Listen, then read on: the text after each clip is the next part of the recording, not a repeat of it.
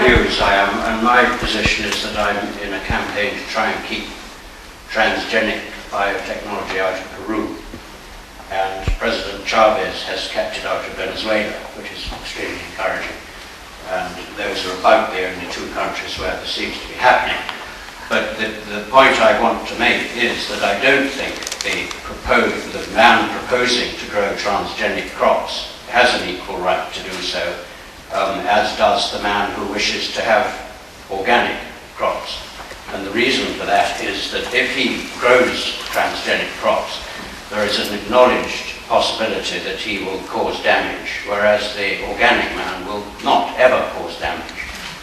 Therefore, in common justice, or whatever the expression would be, he does not have an equal right. And if anybody would like to put me right about that, that would be interesting. I should mention that in North America, a farmer cannot get insurance for genetic theft. If he grows GMOs, he can be responsible for the damage that he does. And that's something I have often said. To me, it doesn't matter how good or how bad a GMO might be, but if you put it into the environment where it destroys the property of others, destroys an organic farmer, it's ethical and morally wrong and should not be permitted. A farmer does know in North America, if he grows GMOs, he will surely contaminate his neighbor. Does that give him that right, if he thinks he might make some more profit, to destroy his neighbor's crop, or the ability or take choice of it? I guess that was probably partly aimed at what I said, or totally aimed at what I said. The reason I said it is because when I before said what you've said in terms of the farmers that grow it shouldn't have the same rights, I'm immediately quoted that the human rights issues of the EU. I don't want to get into a debate on that, but they do come into it. That there is the question that other farmers who wanted to grow it could challenge on their rights to do what they want to do. Yeah, but it is understood that the damage goes well beyond one generation, and the offender will be dead by the time the pigeons come finally into roost.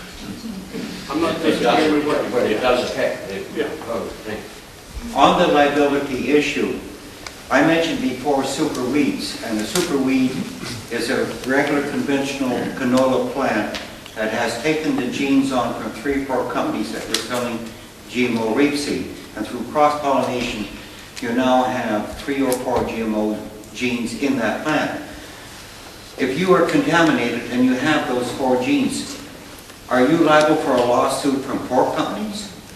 Who owns that plant? These are all new legal issues we have to look at. You see, the other legal issue we have in Canada, because they have a patent on one gene, and they insert it into a seed that may have 33,000 genes in, does that give them the right to own all the other genes in that plant, or in that seed? So those are all legal issues that we are now looking at. Now, here's the other thing. An organic farmer, let's take an organic farmer, and he's contaminated, and he goes after Monsanto on liability for damages, and he gets damages for the 1 year of loss of his crop. If it takes him 4 or 5 years to again become certified, who's going to pay for all the loss in those years? Those are all legal issues that we're faced right now. Gentlemen. Chris Slade. My interest here is as a beekeeper, so I may actually become responsible for genetic drift, and of course I would like to know what I'm going to be feeding myself and my customers. But really, my question to Percy is, have you thought of buying a share in Monsanto so you could go down to shareholders' meetings and speak? Well, I often thought that I should buy a couple of shares in Monsanto, go to Monsanto meetings, but I had one objection to it, and that was from my wife. She said, if you ever buy any shares of Monsanto, I'll kill you.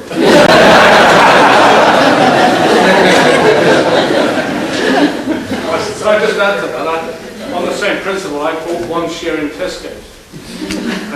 And the problem is, yes, you can go to the annual general meeting, but it doesn't necessarily mean once they're recognised. You know, I'm sure Percy will be recognised. They'll let you ask any question.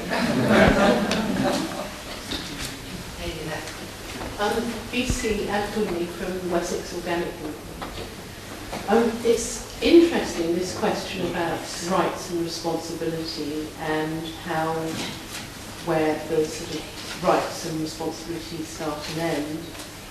For me, it's an interesting aspect on a much wider argument really about how we use resources and who's responsible for the damage that's caused. I mean, I think I'm a beekeeper as well, and I think in the last 20 years or so we've seen problems with conventional farming in the way that we do lots of things, for example, pesticides and the runoff off into watercourses and those sorts of issues. I think this is just a sort of continuation of those types of issues, I suppose, and because it's such a new technology, I think it's an agreement, a contract that all producers and consumers are going to have to renegotiate at some point. So. I think there's really another issue that or item that we're missing. We're talking about loss of income to farmers, organic farmers, and so on. What about the loss of biodiversity? If you get down to one variety of seeds or plants, and that's a concern my wife and I have a lot of seed developers, and you have some disease, some blight, or something happens, you've got nothing to fall back on. And that's a big concern to us. Yeah, I mean, just in a similar direction actually as Percy just was saying, that yes, you're right. I mean, whenever something new is introduced in our society, I mean, it can be plants, it can be medicines, it can be other technologies, it does not matter. It needs a renegotiation, which also means everybody needs to be involved and one needs to look at facts and see what it means. Also, it would mean that when one looks at the different facts from the different backgrounds, it could be the science, it could be like legal aspects, it could be ethical. The decision then, again, whom is it taken by? That is a big question in that. Because what we have at present is that it's fine to listen to everything, but at the end, we usually says it's based on sound science, right? So the science, if the science gives the green light, then it's fine. If the science doesn't, we'll find still a few scientists who will do that, and then it still moves through because there is at present an enormous pressure on in terms of interests behind it, which push it faster than any of us can actually anticipate, leave alone investigate and properly check the problems that can occur. That means that's also partly why we have the biosafety protocol. That's why we have risk assessment procedures, which we, for example, know there is the whole issue about genetically modified trees, right? And we know trees produce a lot of pollen. They are wind pollinators. Now they are already being produced. Now we are starting in the international community to look at what kind of risk assessment can we use in order to understand what the risks are. But we are already, you see, like it's like putting the cart in front of the horse or whatever it's called, something like that. Basically, if we are serious and we feel like technology could benefit, then take the time and do it in awareness of what risk might be, investigate them, see how one can modify, sort of, and renegotiate. But it is a problem when something is just placed in the middle and say, well, okay, now we all have to somehow readjust to that, and because we will not be able from science to actually say what the outcome is. We all can say about the risks, but we don't really want to do all the research, if even the research means we introduce more risks by that. So that we have also to be careful with our research. Oliver. Oliver Dowding, farmer.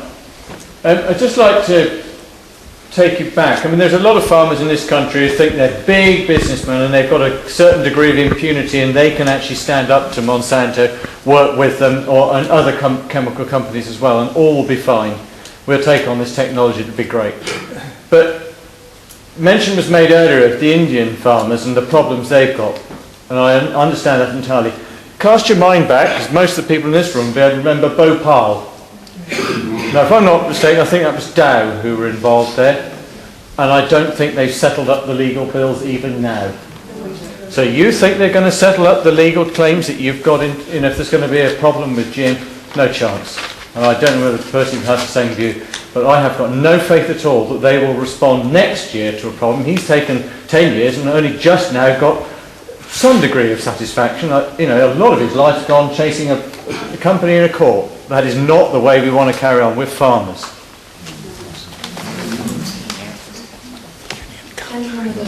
All right, Union Carbide, beg your pardon. Initially, and then Bill Woodhouse, I understand, and I'm sure I'm right, that the EU are allowing, under tremendous pressure every quarter, to allow genetically engineered maize, I think the North Americans call it corn, for animal feed. Now, does our distinguished panel see that as a danger or the thin end of the wedge? Because I also understand that they're raising the acceptable tolerance of contamination as well. Your comments would be much appreciated. Well,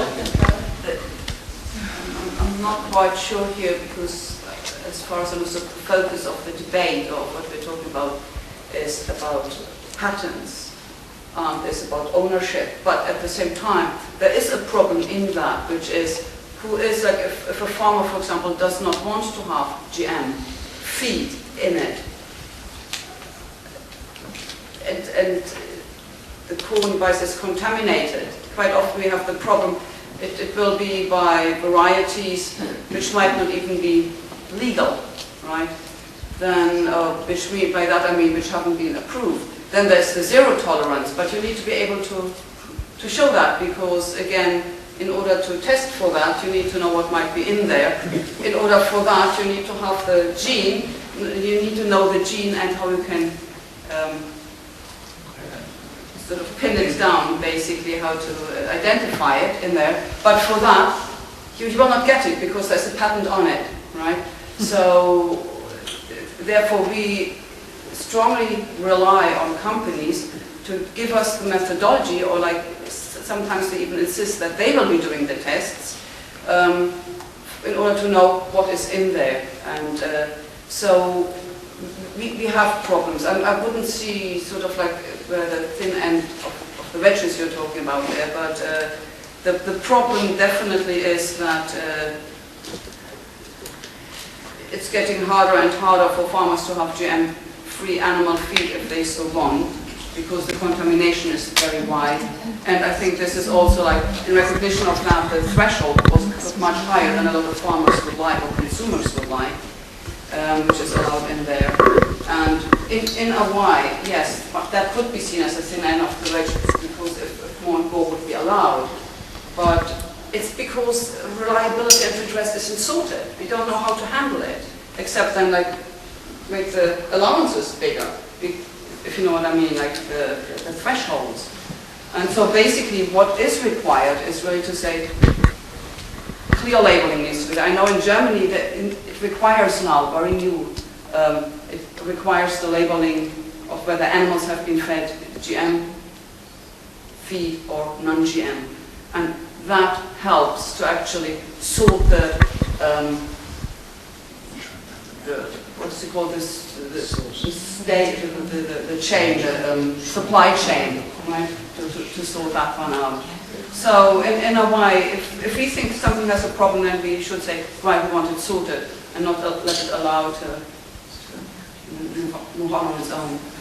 I should maybe add a little bit. In North America, both our countries, US and Canada, we do not have labeling. So we do not know what's in our food. So you can imagine really the concern we have about that. If we would, what we are saying, we would have labeling, then we could, the doctors and medical professionals could build up a data about the foods that you're eating, and if the food you're eating were primarily GMOs or so on, you could build up that health database, and that's why one of the reasons they won't give us the corporations won't give us the labeling, and we've been demanding it from our government. I think eventually we will get it. But what makes it more important now, it has come out, now we know about this for about a year. We have 6 major drugs now being produced by plants. It's being done in the open and in the wild, as we call it. So it's bad enough to eat a food with GMOs in it. We can now be eating foods with a prescription drugs in 6 major drugs. Industrial enzyme, contraceptives, growth hormones, blood thinners, blood clotters, and stuff. I was in a meeting in California this year, and there was a doctor there from Oregon, and he gave a lot of different cases. One of the 2 of the cases he gave out of many, he said if a woman is pregnant, and then she now eats food in North America with a contraceptive drug in, what will the results be? Or a person has had surgery, come home from a hospital, and then eat a food with a blood thinner. These are the things that we're being faced in North America. In that terminator gene, where it's a termination of life, basically, we say it's absolutely criminal that it was ever allowed or even to be produced in North America. These companies call themselves life science. You come out with a gene that terminates life, the future of life. It's the greatest assault on life we've ever seen on this planet. So those are the issues. There's many issues we are being faced in North America. And as I said before, we have more problems than we have answers for now with the introduction of GMOs. I'm John Burbage. I'm a small farmer and also a farm worker from Yetminster. And it strikes me very clearly that there's a contradiction between patent law and basic human rights. And really there's only a political solution to this. It's not a legal solution because the law isn't up with the technological developments. And the political solution is clearly needed. I was privileged to see a film on Monsanto made by a French journalist, and it was really disturbing because the original George Bush, how much he released the kind of controls over companies like Monsanto to allow them to do what they've done. That was a political decision, and he was primed before he came to power for this, and when he came to power it happened. So there is only really a political solution for the situation rather than a legal one, in my opinion. Edward Gallia, farm here.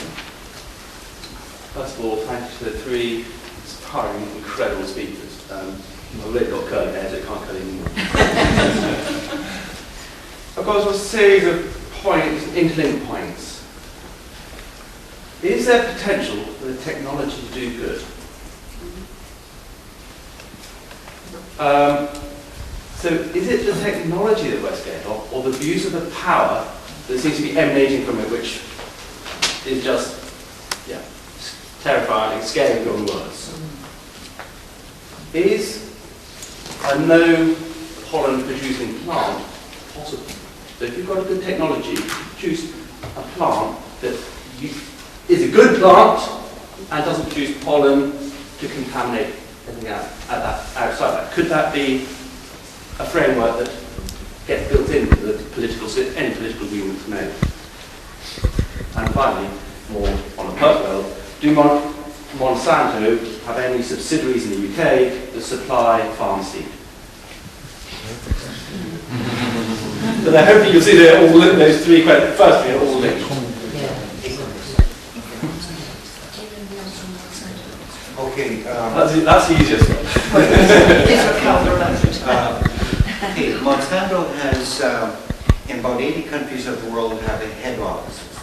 There are worldwide head offices in St. Louis, Missouri, in the U.S. That's the world head offices.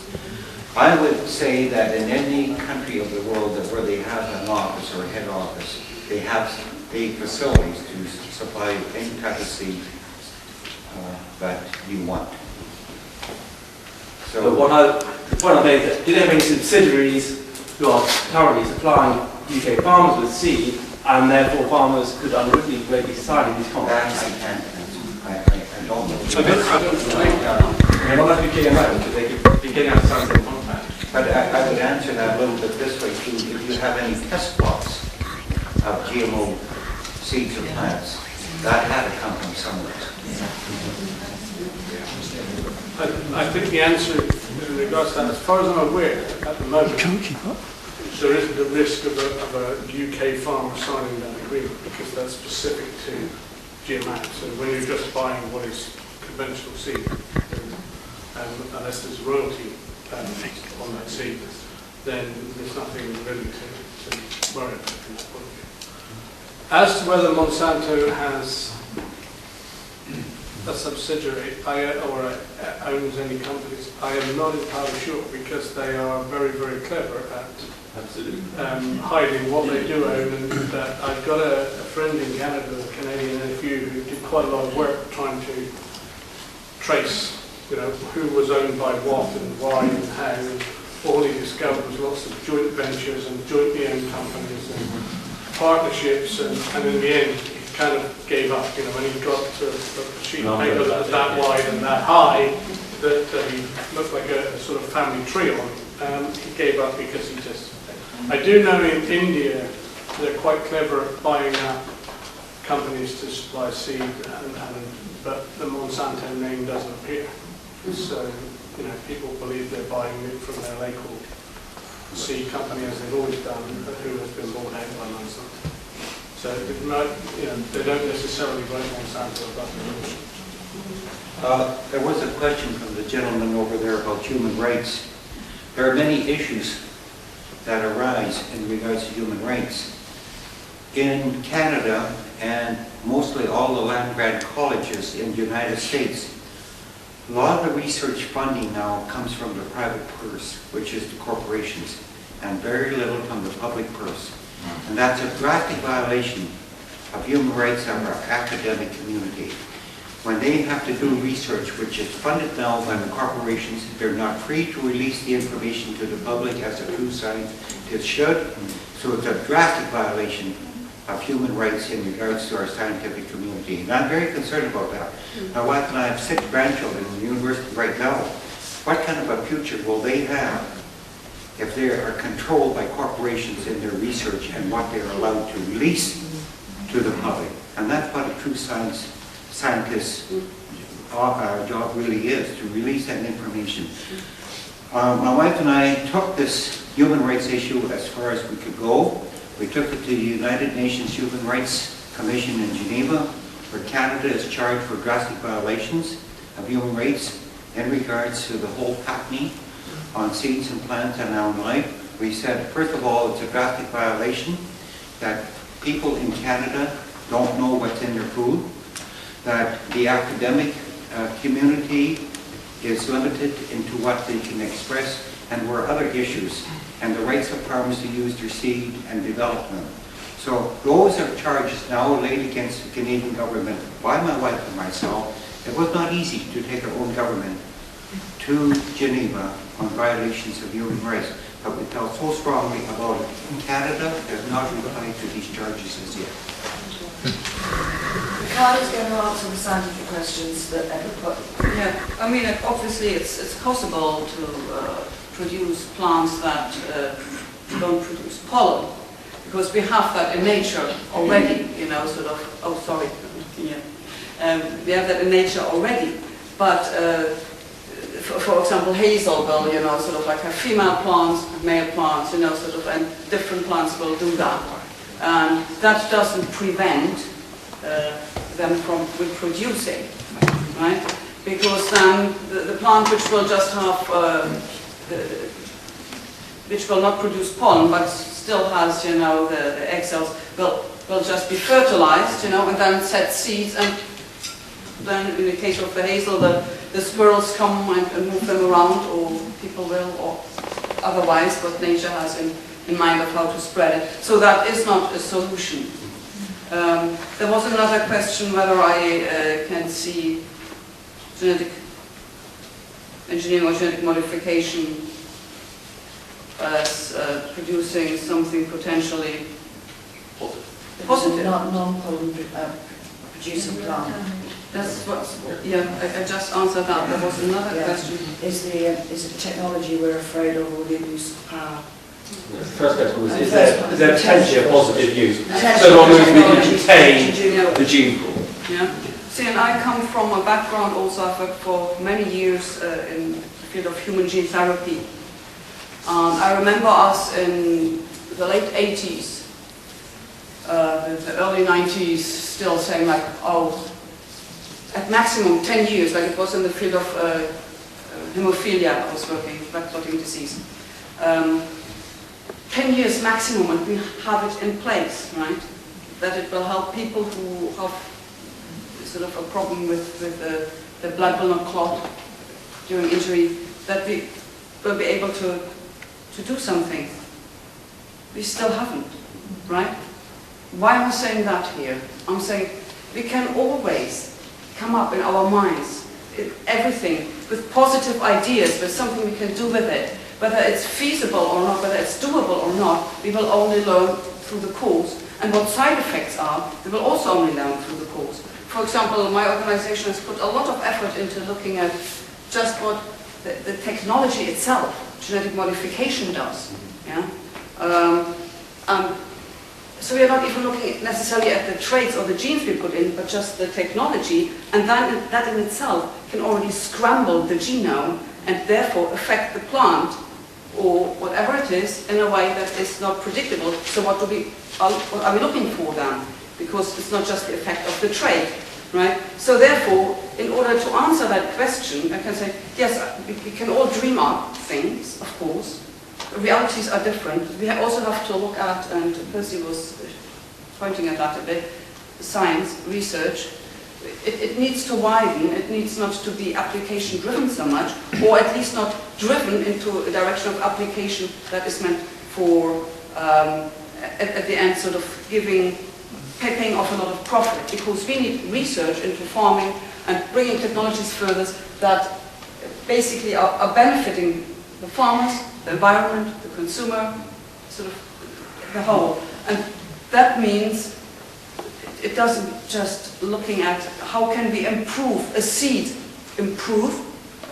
slightly or change, but it also means like how can we do farming practices different, or can we use water resource use different. For example, this whole it's been put in the air, hasn't it? And you've mentioned it earlier, Percy. It's going to feed the world. GM is going to feed the world. And we can have drought resistant, increased yield, all these. And at the end of the day, that's been said for a long time, we haven't got anything of that. We've had a lot of negative results, but also there have been so many other ways developed in the meantime in different agricultural systems that actually completely outcompete, like yield much, much more than even the best conventional single monoculture seed, because it's a different system. Or you can use water resource management differently, or you don't grow monoculture, fast-growing crops so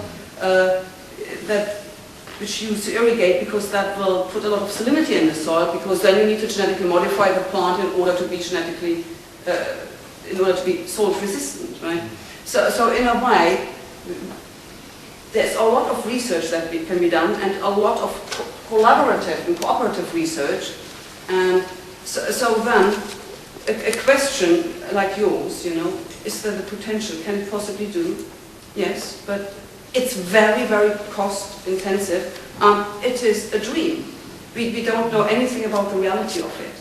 So therefore my plea, although I'm a genetic scientist and I love research and I love laboratory work as well, but at the same time I feel we have to be responsible, because there was a lot of talk of the future. What do we hand over? And I feel that we need to be able to have a system that is able to adapt to different stresses. We have, for example, climate change coming. Well, it's around us, it's surrounding us, or it's here, whatever. But basically what it means is we need the ability of plants and we need the ability of ecosystems, of soils to buffer sort of climatic changes, which at one time it will be too much water, at another time it will be drought, it will be too hot, it will be too cold, it will be this, it will be that. So that means we need a wide range of biodiversity in that and a flexible system that is usually not maintained in hybrid varieties which are monoculture crops. So therefore, if you're thinking of feeding the world and having responsibility for the future, we also should research into that. That is just, yeah. Ask me again and I'll answer for another hour. I'm going to ask Andrew in a second. Is there anyone here from the NFU? Because the NFU, I think, has a slightly different perspective on the whole GM debate. Is there anybody here from the NFU? Officially? No? Is there anybody here before I ask Andrew? I don't want anybody to feel scared if they've got a completely different perspective. Most of the questions at the moment have been obviously very sympathetic to the position of them, particularly of Percy. Obviously, it's not difficult to be sympathetic to Percy's position. I just wonder if there is anybody else who feels, who feels they haven't sort of, their point of view hasn't been expressed. And if there is, put your hand up, and after Andrew, I'll make sure you have your say as well. The gentleman at the back there. Okay. I was going to Andrew next, and I'll call you after that. Andrew. Andrew Armstrong, Bowering's Animal Feeds and the Wessex Organic Movement. Firstly, I'd like to confirm that it is getting more and more difficult to find non-GM animal feeds and organic soya and maize. 7 years ago, we used to buy organic soya from Canada and the US. 3 years ago, we were buying organic soya from Brazil, and probably we only have China and Italy to draw from now. It is getting very difficult. My main point, though, was we live in a country where there is incredible ignorance in government of agricultural practice. Yes. So ignorant, in fact, that in the consultation document about coexistence, they suggested that the problem would be solved with a 15-metre gap between GM and non-GM. We also live in a society that is becoming increasingly litigious and a society full of lawyers, perhaps not as much as the US. But I guess the lawyers could jump one of two ways here. They could either say, whoa, this is just too much of a can of worms, we won't touch it. Or they could rub their hands together in glee and think that all their Christmases have come at once with the possible litigation evolving from this. And I'd be interested to know which way you think the lawyers might jump.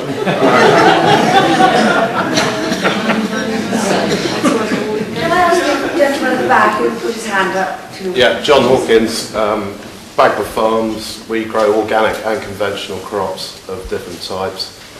At the moment, there's about 6 billion people on planet Earth. Whether you're an organic or a conventional farmer, we're just about keeping up with feeding most of those before you reach war, famine, starvation. It's predicted that the human population, unless war, famine or starvation interferes, is likely to go up to about 9 billion in the next 20 years. So, if anyone's got a good idea, which isn't GM or isn't organic, on how you feed those 3 billion extra human beings, bearing in mind none of us are particularly hungry sat here at the moment, let us know, it'd be interesting.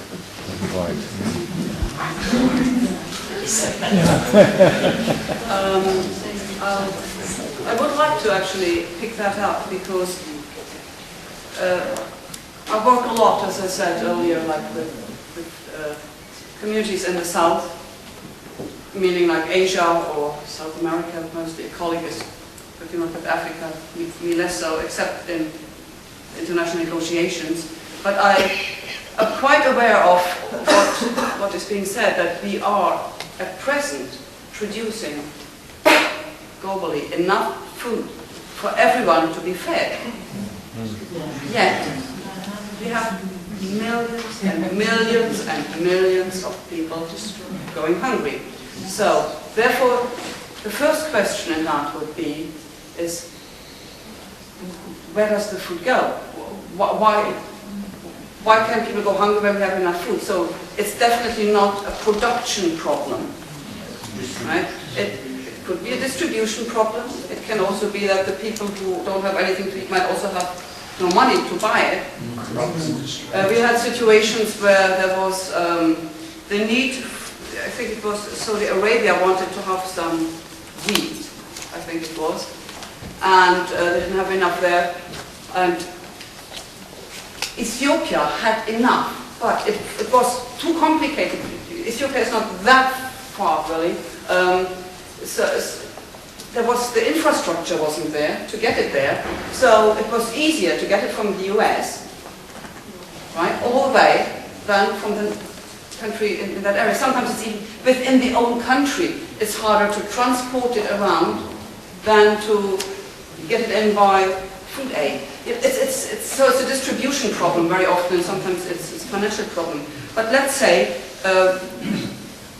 we actually also need to look at more production. And there's been a paper out recently by, I think, Badgley et al., 2007, which was looking at agricultural systems in the north and in the south in terms of organic or agroecological production or related like that. What they could show is that in the south they could produce 80% more if they use organic, or meaning sort of systems that use, for example, green manure, or that use nitrogen fixing plants, intercropping, or that they could produce a lot more than if they grow conventional. They used a lot of facts and figures in that. And in the north, that if you use organic or conventional, it doesn't necessarily make a big difference in terms of yield. I'm talking about yield. There's other areas where you can even use different farming techniques completely, where you, for example, I'm not talking about the north, I'm certainly not talking about the US, where your small fields are the size of whole farms. So therefore, I don't think one could get farmers in the US or in Canada to do intercropping, right? Sort of meaning like growing different crops on the same field, because you have your machinery differently designed. So that's a different form of farming. But if you're looking at the south, because that is where we feel like people would be going hungry, because like their countries often are, what is produced is going to the north, either to, now the idea is to produce biofuel for the north, or it's doing like animal feed, or it's like the coffee, it's cocoa, all that. So a lot is already coming in our direction. So therefore, how could they produce enough food there really for the population? And if you look at some of the scientific research areas, it's if you have one field, 1 acre, and another field of 1 acre. In one field you plant wheat, in the other field you plant fava beans, right? You can then come out with a yield. You put it together and you have a yield, right? Then you do something different, which is you use that again, but you mix them, you intercrop them, and then you look how much land do you need in order to come to the same result, right? And what they find out is, for example, that once you need 2 acres in conventional monoculture system, you only need 1.4 acres if you plant them together, right? That is not necessarily something which can be used here, and that is something which is called also a land equivalent ratio. There's different ratios, there's different calculations one can do, but there is a lot of things which can be done. One can plant also like in Africa, because it's not just about yield increase, it's also about reducing loss, right? Because of pests, insects. There is an example which is called the push-pull system. They have developed that in Kenya, and together with UK scientists as well. Maize is quite often attacked by the corn borer. Also, crops in Africa, those of you who are obviously sort of like looking there, those of you who are working there will know about something called striga, which is sort of a weed, which is really like a parasite to the plants, and therefore is a problem. So basically you can lose the crop because of the corn borer and the striga weed. Now, they have developed a system, scientists, by looking at like, okay, if we just use the ecosystem, like trying to find a supportive system, what could we do? Isn't there maybe a plant around that sort of repels the corn borer? Or maybe there's a plant around that the corn borer really likes and we could use it as an attractant? Or isn't there something that striga really, that outcompetes striga and yet is not interfering with maize? And they researched a lot of plants, looked at a lot of grasses and did a lot of research, and finally they came up with, if you have a plot and you plant, there are some grasses, but one of the well-known ones is the Napier grass, right? You plant that around your little field, and inside the field you plant desmodium, which is a little legume, right?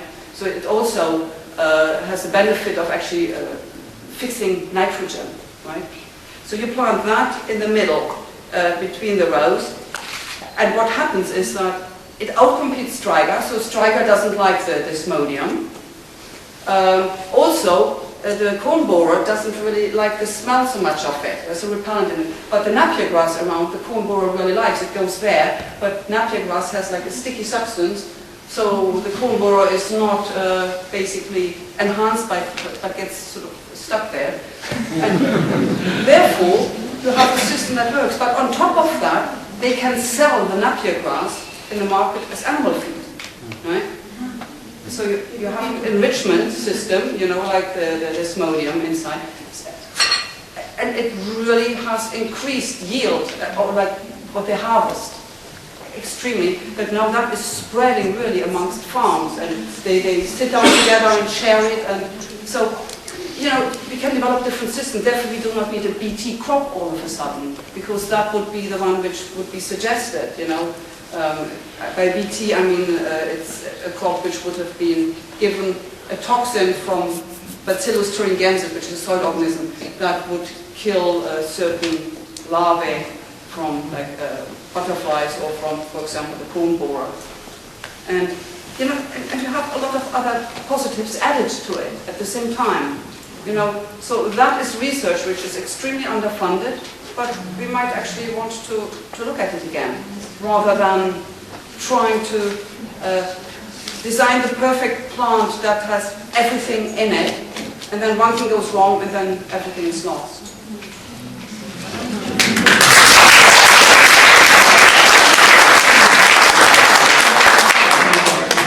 Just a brief comment about land now being used to make biodiesel in North America. Land that was formerly used to use for food production. And because what has happened, we've been sitting on a mountain of corn, soya, and in Canada a lot on rapeseed. So now they said because the economic issue has been devastating, because we have not been able to sell our products in many countries of the world, we're making biodiesel. So now we're taking food or crops that were raised for food, now making biodiesel. The whole issue of whether you feed a hungry world, we say there's three issues here. It takes political will, it takes economic issues, and it takes transportation and the will to do it. That's what feeds a hungry world. Economic issue has been really, like I said, devastating. Another industry that's been destroyed in Western Canada, we no longer can sell our honey to many countries of the world because our honey now is contaminated with GMOs. So that's another industry. A bee doesn't know which flower is GMO and which is not. But most of all, we are reducing the supply of world food for people by going biodiesel. That's a whole new issue in North America, because they say if you use 1 unit of energy to produce 1 unit of energy, you're no farther ahead, but you're taking food away from people.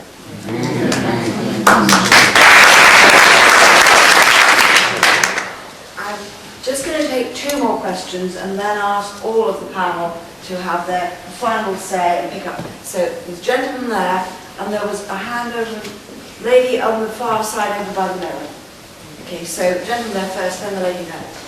Yes, I'd like to come back and ask a question about intellectual property and patents, which I believe is the core focus tonight. Who are you? I'm John Edgley. I own an organic farm, but I'm really an engineer. I'm really an aeronautical engineer, And so I do know a little bit about patents, because I have 1 or 2 aircraft patents in my own name, so I know about patents in terms of engineering.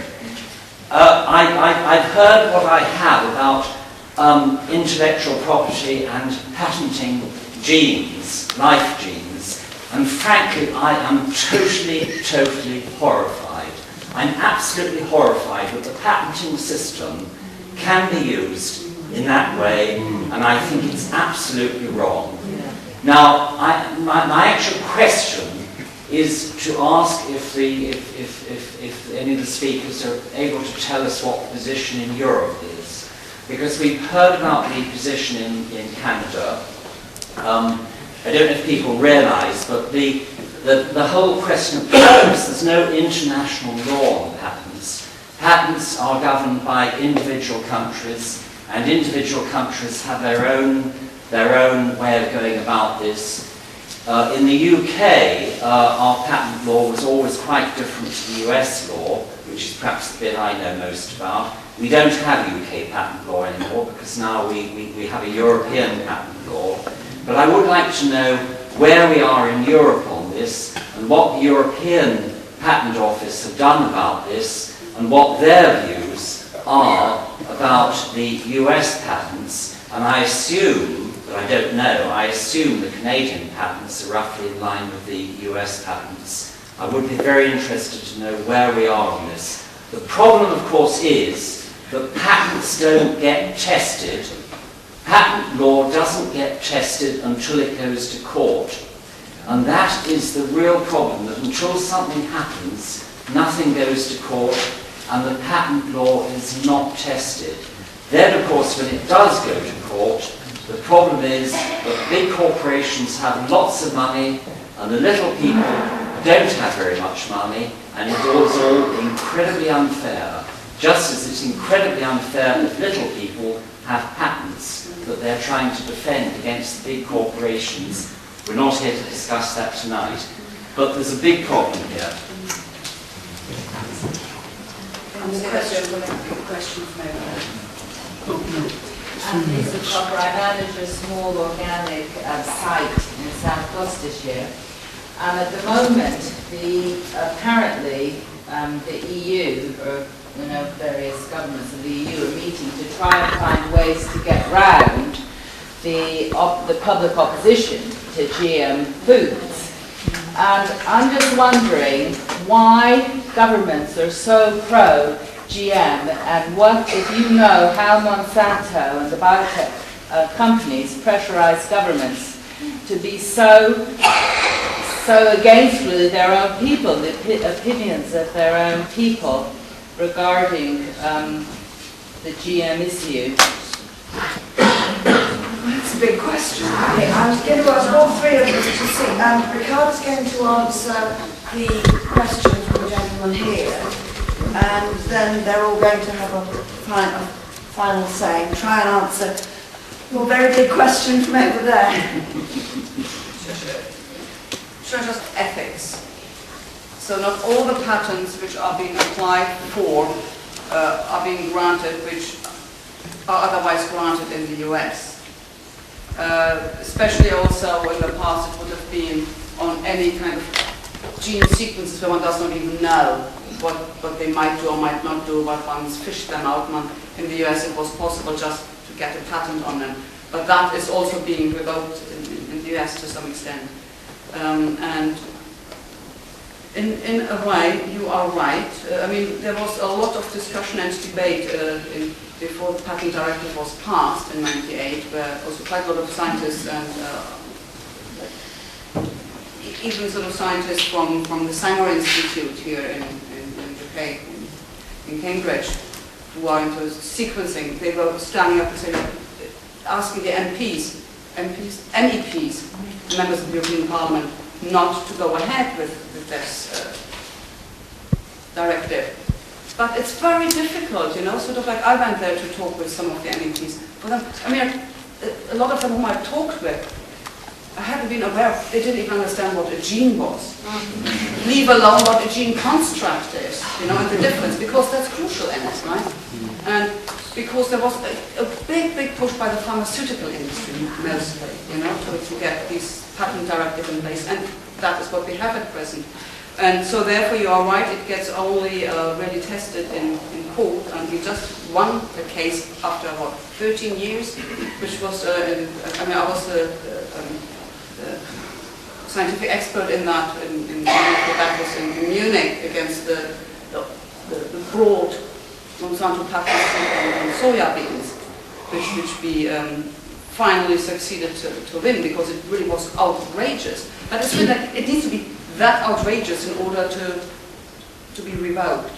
And so this issue should really be redebated and rediscussed. And but there is quite a number of countries which are not very happy with it, and so we have to see whether there's a turmoil, sort of enough, sort of a rumbling enough going. But I think it would help if once in a while we would remind our MPs and MEPs that that's still an outstanding issue. I should maybe comment on the Canadian patent law, which was passed in 1869, 2 years after the American one in 1867. We have a federal law in Canada that states you cannot patent a seed or plant in Canada.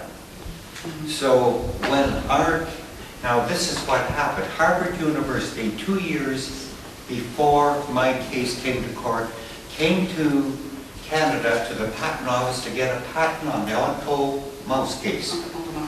And where they said they had put a gene into a mouse which would make it more suitable for cancer research.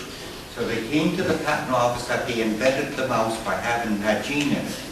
The patent office did not allow it. And it went all the way. Harvard University took it all the way to the Supreme Court.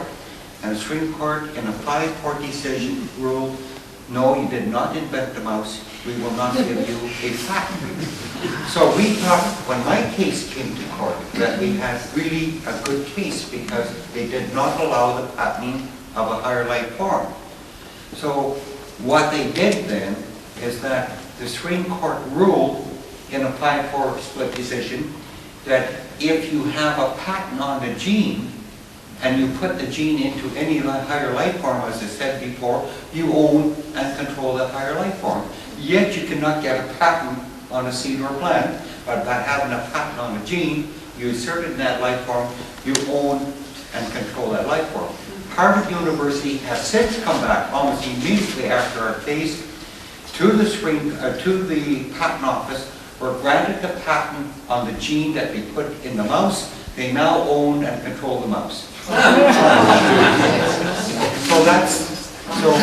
what the Supreme Court said, or what the legal profession said, and what my lawyers said, you are now permitting something indirectly that you would not permit directly.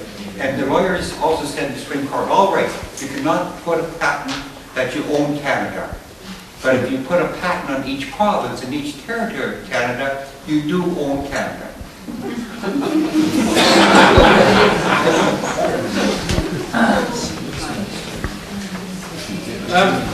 I can speak for half an hour on some of the questions. Going back to the question on how do we feed the world? I didn't actually dress up like this for you tonight. I've been with our leading supermarket for 5 hours today, discussing the plight of farmers with them. And I guess one of the ways we could help feed the world is if farmers got a fairer share of the retail price. Got a fairer share of what we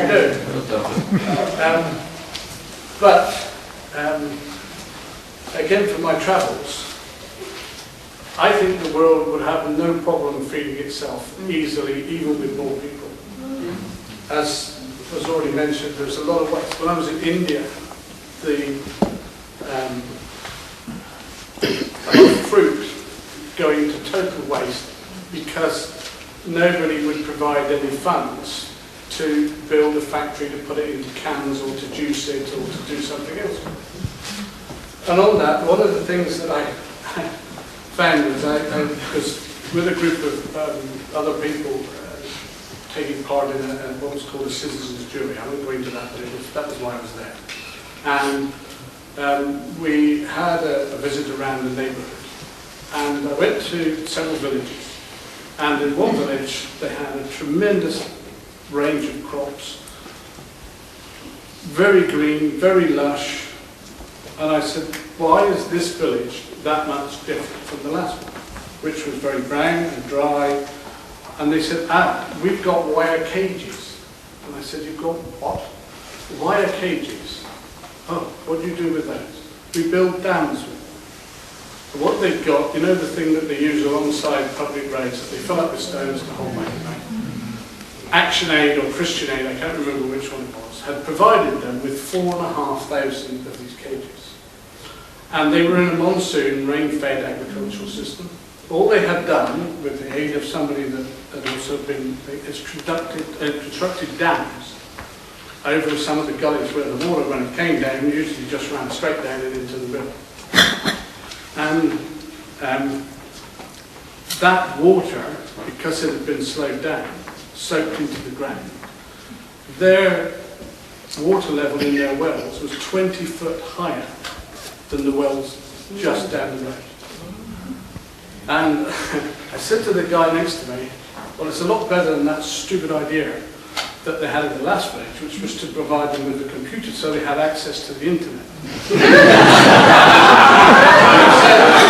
Well, I guess I can see that. And I thought, I don't know whose stupid idea it was, but for a start, you've given them a keyboard with English on it, and the local language was Telugu, so they had no idea which key did what. Then I discovered, he said, well, actually, we did. And I went, oh, well, who knew? And he said, I'm the Dutch ambassador to India, and the Dutch government had provided the money for these computers. And he said, I'm going to go back and look at the idea of supplying them with wire cages. And I think there's a moral in that sometimes when we think we're helping, we're not. And I just to another slight one on that, I was very privileged to bring over some American farmers back along to talk about American farming at GM in America. And we also had some Indian farmers who were on transit through actually to Peru. And we had a meeting between them. And one of these guys from America, Corky Jones, who lives in Nebraska, said, I've got 2,800 acres and I can't feed my family. And one of the Indian farmers, through the translator, said, how big is your family?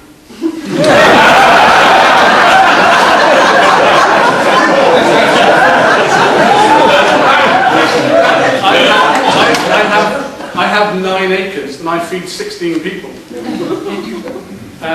And she came from the village that had the wire cages. So I guess what I'm getting at is there are ways to feed the world that don't require a technological fix. And to go back to the question that was asked a minute ago about GM, why is it being pushed? Because, again, having seen today our leading supermarket, it's all about cheap food. And governments see GM as a technological fix to continue to provide cheap food. And we have to get away from the idea that food is a commodity, that there's a technological fix for it. Food is important for all of us. Without food, we don't survive. So we have to be very careful when we, I'm going to use the word mess with it, but I don't mean that just in the GM way, but in any other way. And we need to, I guess, MEPs, MPs, we need to be talking to them about how important food is. And I agree with you, people don't know. I mean, the people I was talking to today, they have no idea what happens on the dairy farm or the arable farm or whatever. We need to get away from that. I think, just one thing on what you said. There are GM medicines. And people often say, well, if you're against GM and you don't like that idea, what about GM medicines? My answer to that is that GM medicines are developed in laboratories where it is strictly controlled and it can't affect anything else. And therefore, you cannot say that that is bad technology or wrong technology. What is wrong is what Percy mentioned earlier, which is these pharmaceutical crops where we're starting to put things, and something that I think a lot of people brought up about whether we can control these companies. My understanding was that in the States, that any pharmaceutical crops that were grown would be grown in non-native crops, so that there wasn't the risk of gene transfer to the locally grown crops. So what they do, they put it into soybeans and they put it into maize. And rice, which are the big main local crops.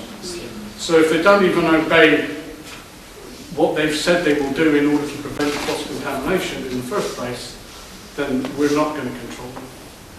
So, you know, we're going to need, if we don't persuade politicians that they need to take some action soon on the patents and on the fact that this is not a technological fix, we are going to be in trouble. And one of the things that my organisation has been pushing for is, before we contaminate the entire world with GM, that there are a number of places that are still GM free, and luckily some of those are islands, including ourselves and Ireland, and that maybe we should look at what we are calling international reserves, where the seed is GMO free, to be there as a fallback position when it goes wrong, if it goes wrong in other parts of the world. Thank you.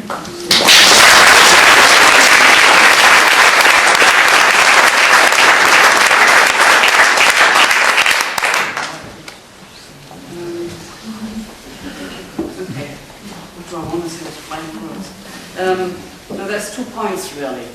One is that as a geneticist, I personally, but that is my way of looking at it, I find it fascinating what one can learn by looking also at what's going on inside a plant, by looking at the proteins, by looking at the genes. Even the tool of genetic engineering is very helpful in understanding processes.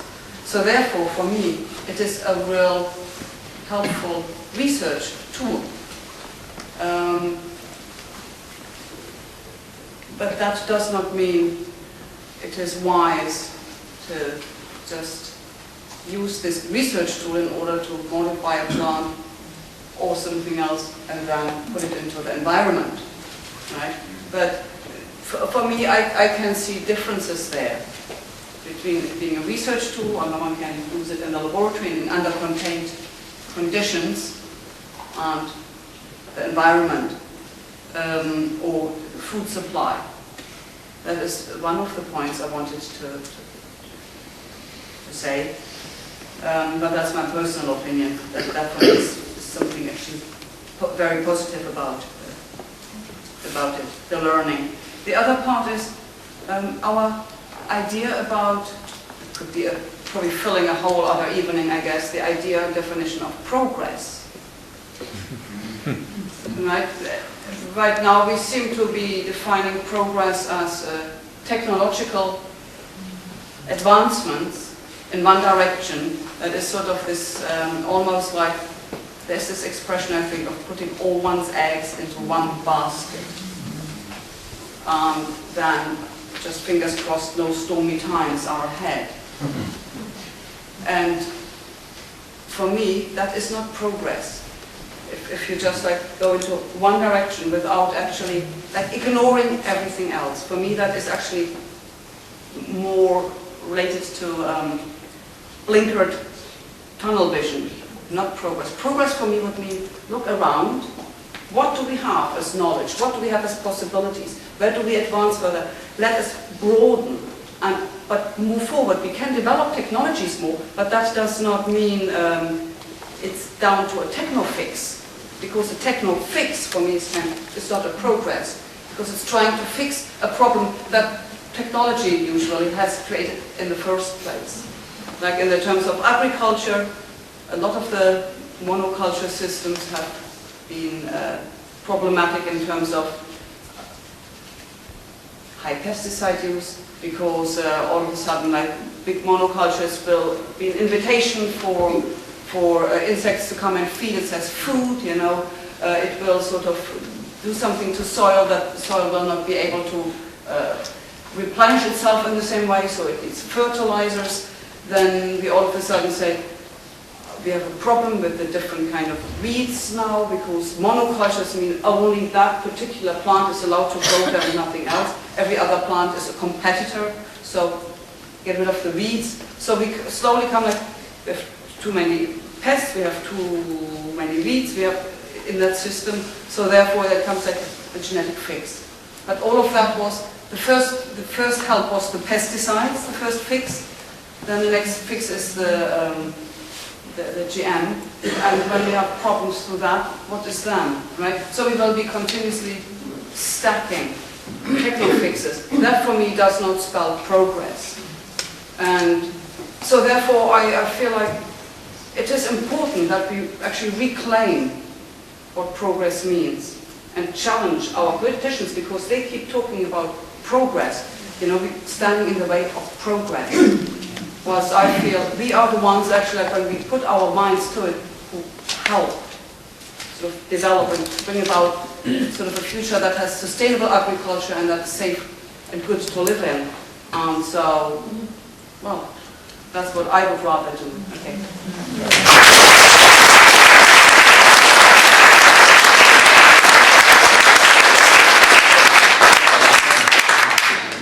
This evening, I tried to concentrate a lot on what has happened and does happen with the introduction of GMOs, and to bring you awareness about that. As I mentioned before, we now have 13 full crop years where we've grown GMOs in Canada. So it's no longer, as I said before, what can happen or may happen, but what does happen with the introduction of GMOs. Again, the three important things: choice is gone, you cannot contain it, and there's no such thing as coexistence. So those are three important things. What can you do about it? I was a former member of the provincial parliament. If I look at my days in government, if I got 1 or 2 letters on a certain subject, it was 1 or 2 letters from my constituents. But if I started getting 50, 100, 200 letters on a subject, believe me, it was brought up in caucus and it was addressed. A lot of politicians will look at it this way and say, it can't really be an issue. I've only got a couple letters from a constituent, so it can't be very important. So just take the time and in just a sentence or two in your own writing, not a form letter, and send it to your MP or your provincial or, I don't know, or MLA here locally, and let them know what your feelings are. 91% of the Canadian people in the survey 3 years ago said they would not eat GMOs if they knew what was in their food. And that's why there's such a strong opposition by the companies and pressure on the government not to introduce GMOs. But another important thing I should mention what has happened in the regulatory body of the Canadian Food Inspection Agency. Monsanto, we found out that there has been no testing done on any new GMOs when it was introduced in Canada by the Canadian Food Inspection Agency. And the companies would always say, it's safe because the regulatory body of the Department of Agriculture gave permission. 3 years ago, I took all the information that was supplied by Monsanto to the Canadian government about GMOs. I took it to the School of Science in Japan, and they redid all the experimentation of all the documentation submitted to the Canadian government by Monsanto. In their final report to the Health Ministry of Japan, they said all the documentation submitted to the Canadian government by Monsanto was fraudulent and falsified. That is a submission by the School of Science to the Health Ministry of Japan. So when they say it has been government approved by who? Yes. So again, as I said earlier, I have not come here to England to tell you what to do. I've come here as to bring you awareness of what has happened with the introduction of GMOs. I also earlier said I believe we're at a fork in the road. And that talk has become very important, which way we go. Down the GMO way or the non-GMO way, because remember, once it's introduced, at this time we do not know if it ever can be recalled back. So Ian, thank you very much. Thank you. The farmers market is unable to be present tonight, so I'm doubling for, I don't know whether it's Nick Ralph or Jim Warburton, but I'm doubling for the Dorset Farmers Market. And we have one of Stephen Oxford, well we have several Stephen Oxford Sudbury loaves here, which I'm told are made with Dorset flour. I know that quite often Stephen does make bread with flour from Edward's farm at Netherstone, which is why I just asked him if it's his. Anyway, we're told that this is made with Dorset flour, and we have a sheaf of wheat and bread to give to Percy all the way from I don't know whether he's going to do that.